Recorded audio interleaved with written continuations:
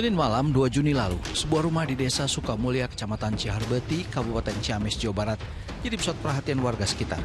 Betapa tidak, Cucu Cahyati, nenek berusia 60 tahun yang selama ini tinggal sendirian di rumahnya, dikabarkan menghilang sejak Minggu. Upaya mengontak saudara terdekat korban tidak membuahkan hasil, karena salah satu cucu dari sang nenek yang berjanji memberikan kunci malah menghilang. Pinjam kunci, barangkali dia terkunci di dalam atau pingsan atau bagaimana ya. Tapi si pelaku dia nanti ke situ katanya bisa, tapi memang nggak datang. Akhirnya ada yang naik ke atas, warga disaksikan oleh beberapa orang masuk ke dalam, ternyata itu ada darah di kasur itu, darah itu ditutup sama pakaian, dibuka. Itu kondisi darah banyak, darah banyak. Ya, dilihat tuh ada asbak gitu, itu baru ada darahnya. Itu baru dicari, kemudian itu digergaji, masuklah di situ. Jadi baru sebatas itu, dan pencarian di situ memang tidak ada. Di WA itu bahwa katanya itu seperti yang tadi saya sampaikan, banyak itu di belakang makam dekat rumah kosong itu ada dapuran awi. Di situ, tapi ternyata setelah kita ke situ tidak ada.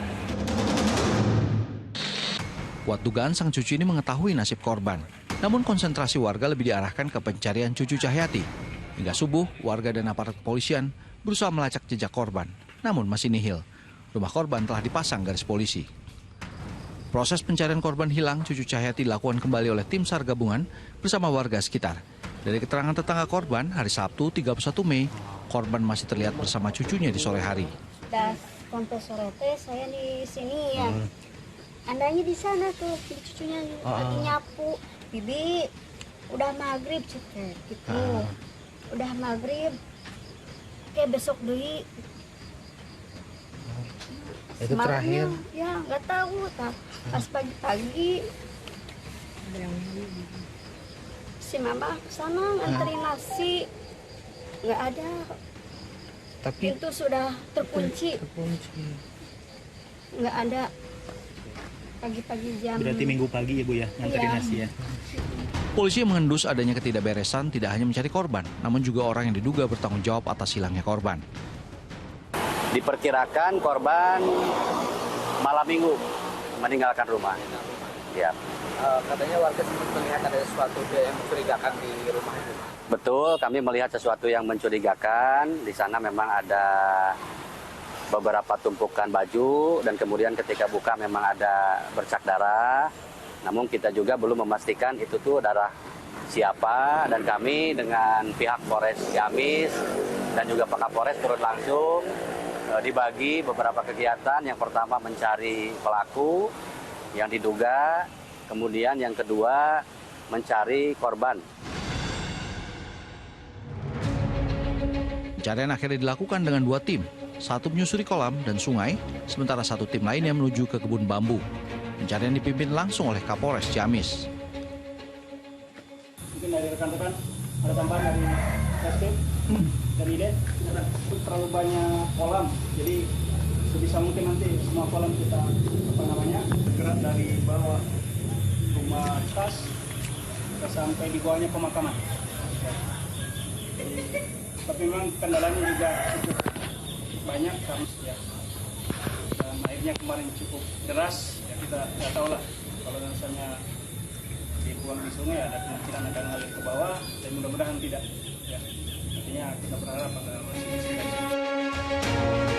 Dari hasil penyelidikan polisi, melacak keberadaan korban, dari barang bukti yang ditemukan, dan adanya informasi WhatsApp dari seorang terduga pelaku yang merupakan cucu korban, kesemuanya mengarah ke sebuah jurang yang ditumbuhi pohon bambu, hanya berjarak 200 meter dari rumah korban. Dan dari olah TKP yang kami melakukan pengembangan berdasarkan informasi-informasi yang kami dapatkan, dan juga temuan-temuan barang bukti yang ada di sekitar TKP.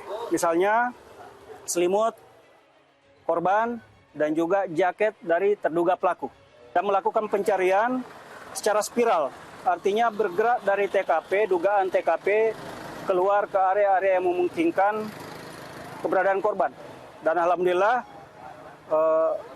berdasarkan penelusuran pencarian di sekitar TKP kami berhasil temukan kami berhasil temukan korban di jurang kedalaman kurang lebih 10 meter. Ya, ini berkat bantuan dari semua pihak.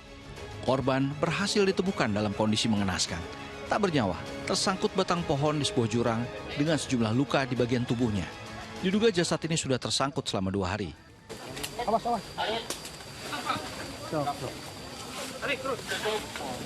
Itu mau bedok mana teh? Lepas. Pasan. Iya, Ki, lepas Ki, setik. Nah, udah. Tanya tambang. Sok. Yuk, bantu. Siap dah. Karena medan cukup sulit, beberapa anggota tim SAR dan sejumlah polisi turun ke TKP untuk membungkus dan mengevakuasi jasad korban. 1, 2, 3, angkat. Pelan, Pak. Pelan, sobek, Pak. Pelan, Pak. Itu geser dulu ke awas dulu. Jangan tarik. Pegangannya. Toh, lain eta. Nah. Tali ini tarik. Dirobah ke dalam ke sini. Bang, sini Bang. Bang. Jasad korban segera dibawa ke ambulans dan dilarikan ke RSUD Kota Banjar untuk kepentingan otopsi, diiringi isak tangis kerabat korban dan juga warga yang larut dalam duka.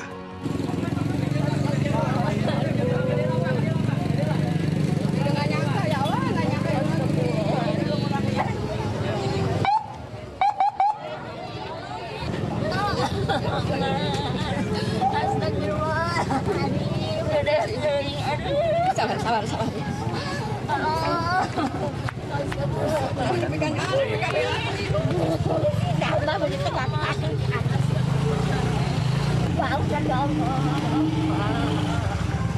Sementara itu terduga pelaku sudah mengerucut ke 1 orang berdasarkan hasil lidik polisi.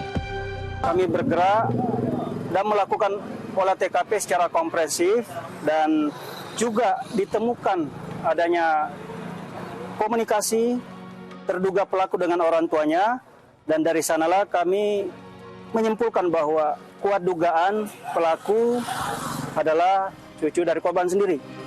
Pasca penemuan korban Cucu Cahyati, polisi langsung melakukan olah TKP. Tim Inafis Polres Cimahi memeriksa ulang rumah tempat korban dibunuh. Sejumlah barang berhasil ditemukan seperti cobek yang mengandung bercak darah, senjata tajam dan juga balok yang diduga digunakan pelaku. Tadi kami temukan cobek yang ada ceceran darah, kemungkinan alat itu yang digunakan untuk melakukan kekerasan kepada korban. Kemudian ada beberapa benda tajam yang ada percikan darah. Nanti kami akan sinkronkan teman-teman di TKP ini dengan hasil otopsi. Sementara itu terduga pelaku cucu korban Salman masih diburu.